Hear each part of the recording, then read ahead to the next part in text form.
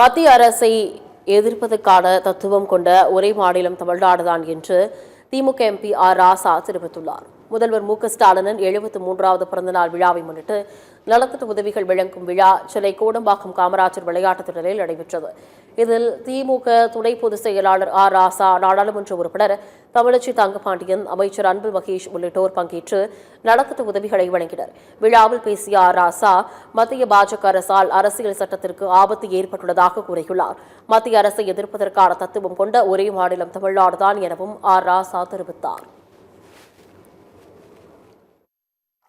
இந்த அரசியல் சட்டத்திற்கு ஆபத்து.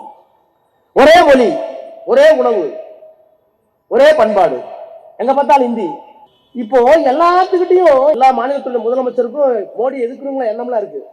ஆனால் அப்படி எதிர்ப்பதற்கு உண்டான தகுதியும் தத்துவமும் யாருக்கும் இல்லை.